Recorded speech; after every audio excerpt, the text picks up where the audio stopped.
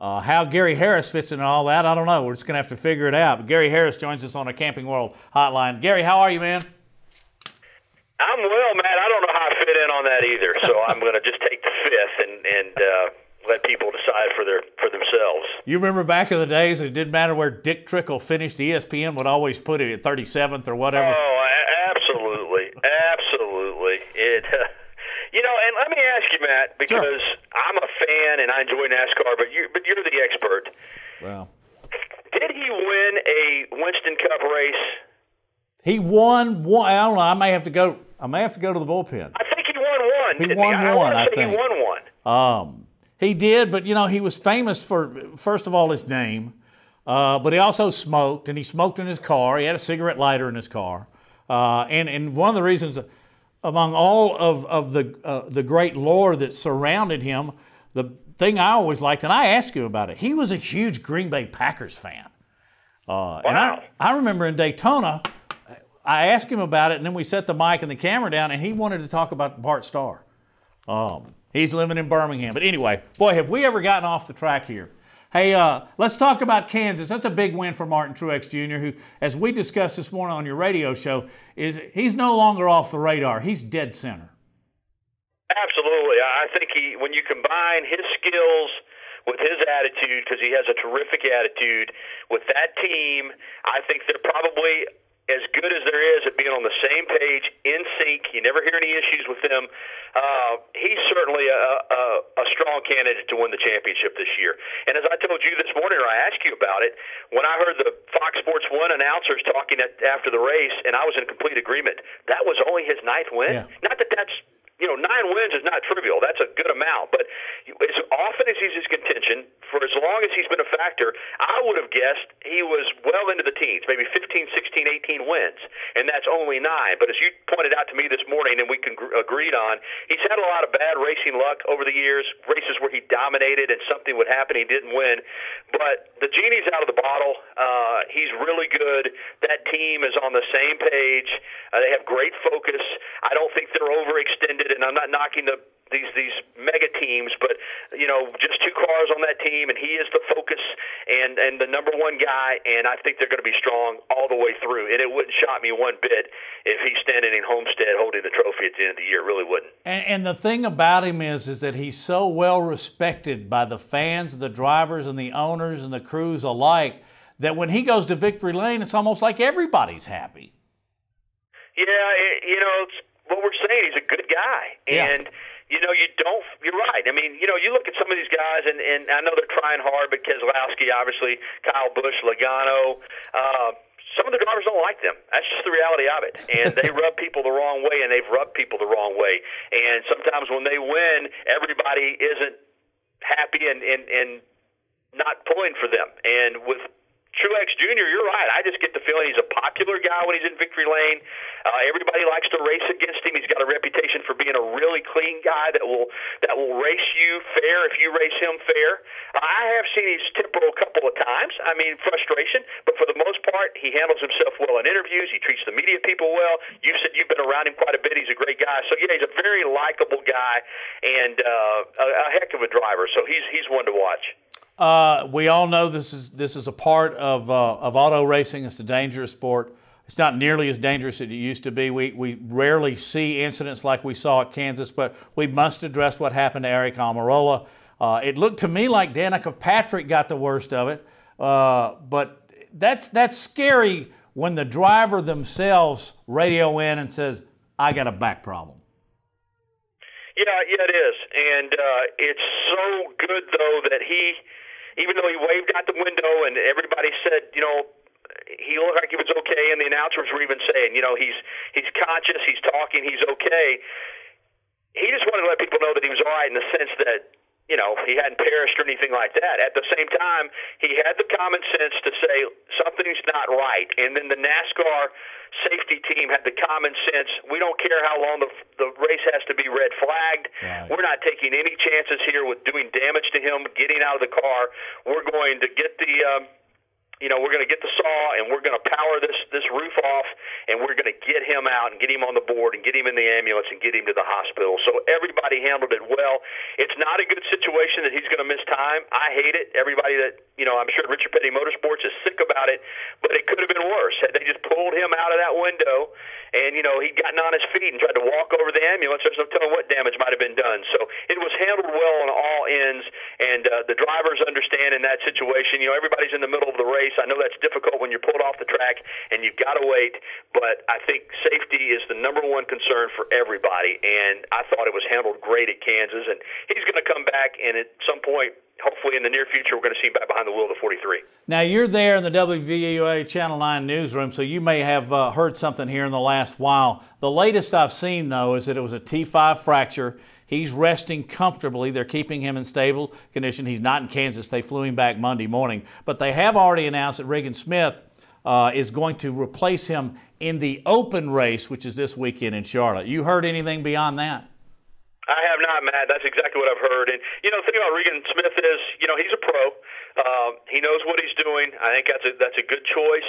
And, he'll fill the void. I know they'll be anxious, as I said, to get Almirola back behind that wheel of the 43, but I don't know anything else other than that. That's exactly what I've seen, and I think that Regan Smith will do a good job because that team has been solid this year. They're having a really good year, and they need to keep it going and need to kind of stay consistent until he's able to get back, and because you never know. I mean, they're a team that is good enough to win some races, I think, and certainly finish in the top 10 in a lot of events. So they need to try to battle through this and get him back healthy.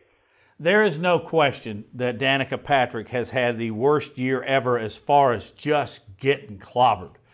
She has taken some brutal licks, and the one Saturday night in Kansas looked horrific. Yet she walked away.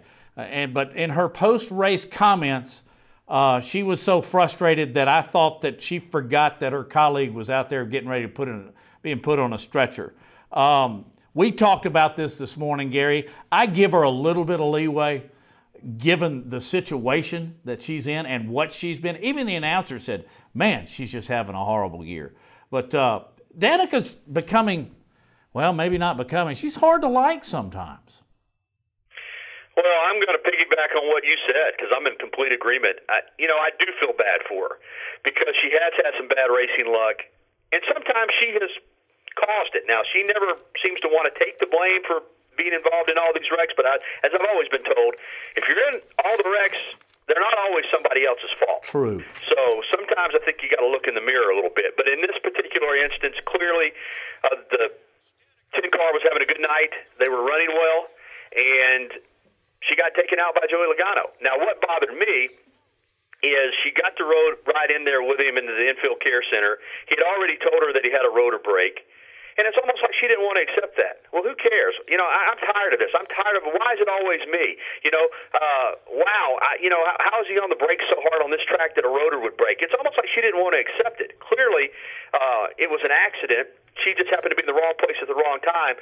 But I don't think people like crybabies, particularly in NASCAR. Nobody's going to feel sorry for you when you sit there and say, woe is me, I can't believe this is happening to me.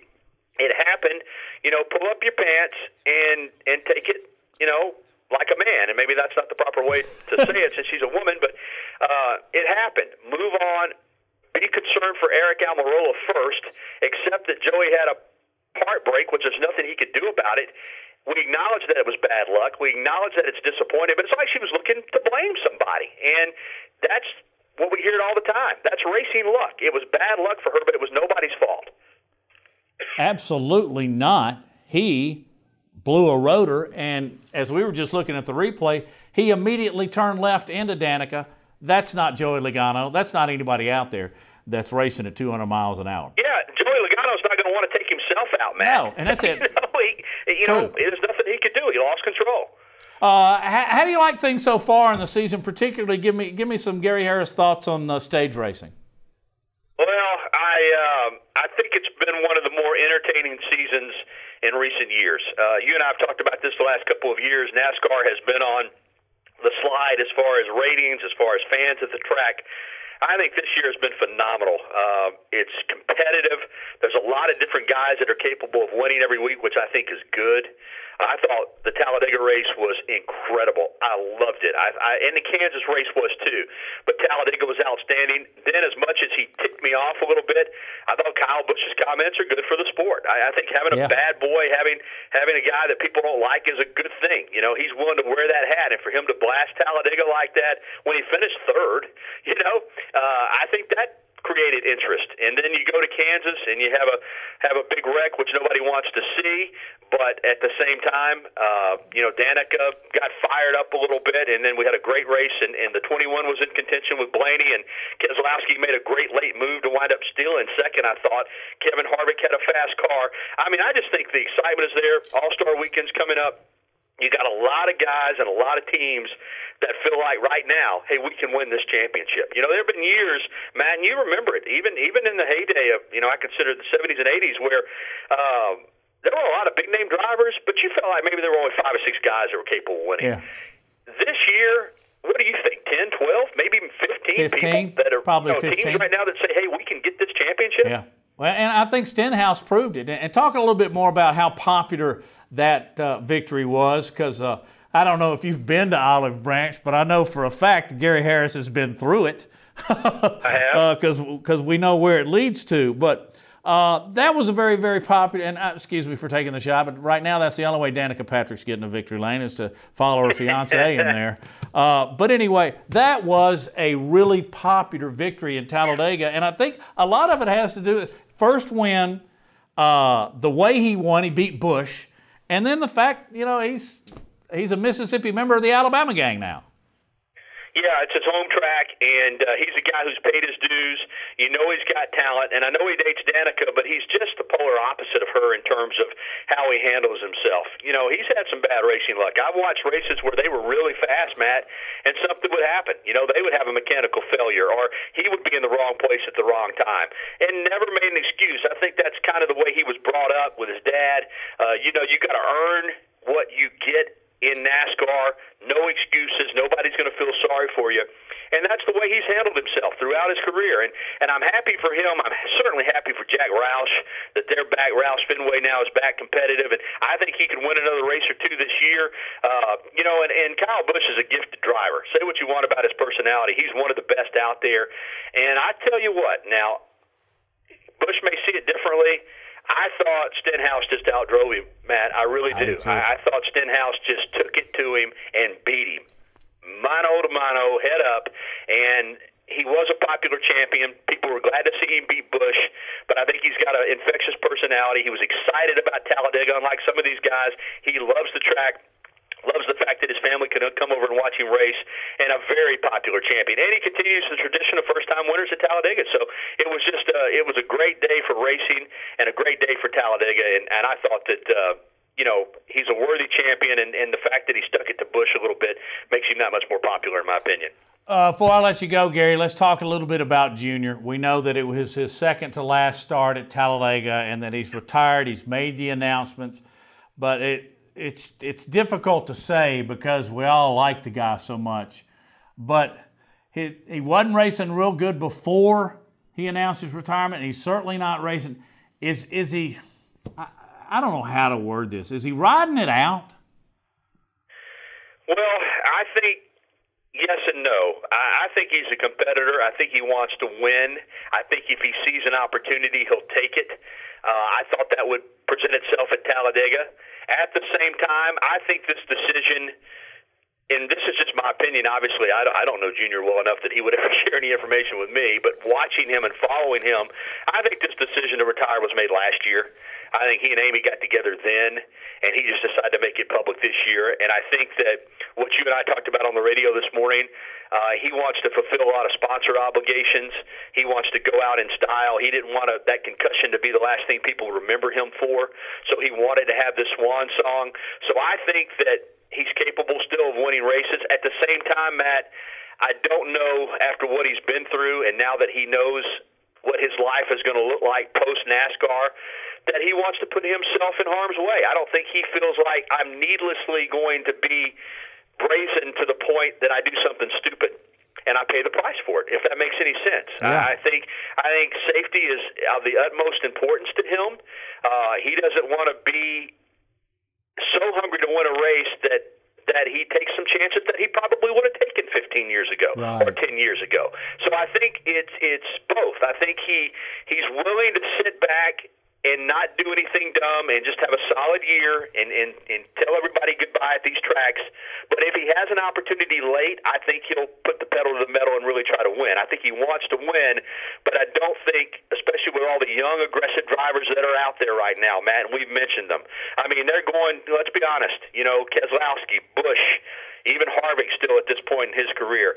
You know, they're going for blood now. I mean, you know, they're not thinking about post-NASCAR. They're in the prime of their careers, and if the 88 is up there, I think everybody respects Junior, but if he stands between them and the checkered, you know, that's not going to keep them from putting their foot on the gas all the way, and I think he's cognizant of that. So that's the best way I can answer that. I don't think he's just making laps. At the same time, I don't know that he has the hunger to get in there and mix it up with the same intensity and the same, I'm not even going to use the term carelessness because that's not fair, but the same haphazardness that some of these guys are going to go for it in the final couple of laps. Gary Harris, I thank you for joining us. Of course, you can watch Gary tonight in the Tuscaloosa and Birmingham area on WVUA Channel 9. But you can also listen to, give the details on your radio show, and I'm assuming that we can click on the website and listen to you tomorrow morning. Yeah, you can listen at Tide1029.com, and I'll tell you this, Matt, depending on where you're at in Birmingham, that Tide1029.com signal goes all the way to Hoover and even beyond a little bit, because when I've been in Birmingham, when I was going back over and forth there for treatment at UAB with my voice procedure that I had done on my vocal cords, I would be listening to Tide 1029 on the radio. So in parts of Birmingham, you can pick it up, but everybody can listen to it live at Tide1029.com. I'm on every morning on the Gary Harris Show from 9 a.m. to 11, and you'll want to make sure and tune in Wednesday mornings at 10 in particular, because that's when Matt Coulter joins me. Now, we still got to find a sponsor, Matt. Yeah, but you're with me. We're looking for sponsorless at this point, and all you NASCAR people know about sponsors. If you got any ideas for Matt and I for our segment every Wednesday morning at 10 a.m., let me know. All right, I can't. Here's somebody that's not going to be our sponsor. Okay, I got to go back to what we talked about this morning. Wiedwix. I don't think Wiedwix is going to be our sponsor, but Carl Long tried to get a car past. And I just thought something hit me too. You know, his last name is Long. But for those that don't know, he's got it going in a lot of different areas. But this is a funny story. Yeah, he tried to get his car past NASCAR. He wasn't trying to do any tomfoolery or anything. He misspelled it, so when NASCAR looked at it, they just kind of checked off on it. Then they found out that it was a Colorado-based company that makes vapors to smoke marijuana with. That's not happening in NASCAR for a while, is it? You know, and I was asking you this morning, I wonder if the sponsors pulled their money, but then I bet they went ahead and gave it to him, because look at all the publicity they have received because he had to remove them from his car. And think about this, it was worth a giggle. He's a guy that probably isn't going to be a serious contender to win a race anytime soon. You never know, but if he got in Victory Lane and they were a sponsor, can you imagine if they all fired one up? All his pit crew members fired one up there, instead of drinking a beer or Coke or a Pepsi or something like that, or a Gatorade, Powerade, they all fire one up. I think that is way down the road. But you're right about the sponsorship. They got more mileage out of it. Long qualified 40th and finished 31st, so they got much more mileage out of them not being on the hood of the car than they would have had they been there. Gary, what's your lead tonight? I got to ask. Well, at 6, I went with Saban at the Regions Tradition Charity Pro-Am today, where he is the king. Yes. Tonight at 10. I'm not sure yet. I'm still working on it. I could go back there. I could actually go with the Alabama men's golf team. Speaking of golf, qualifying for the NCAA National Championships again. I got some sound with Greg Goff as they wrap up the Bama baseball. It's been a disappointing season. They wrap up the series. I could go in that direction, but I don't know. You know how it is in this town. Nick Saban does something. It's usually the lead stories. But we'll see. Tune in at 10 and find out. And I will be watching. And this hasn't changed in 30 years. When in doubt, lead with Alabama or Auburn. Works every time. You can't go wrong, brother. No. And you never will be able to. Hey, great job, Gary. Thank you. The internet hasn't changed that. No, it's just giving them more exposure. Hey, thanks, Gary. Thank you a lot. man. Appreciate it. Gary Harris from Heflin, Alabama, joining us on our Camping World Hotline.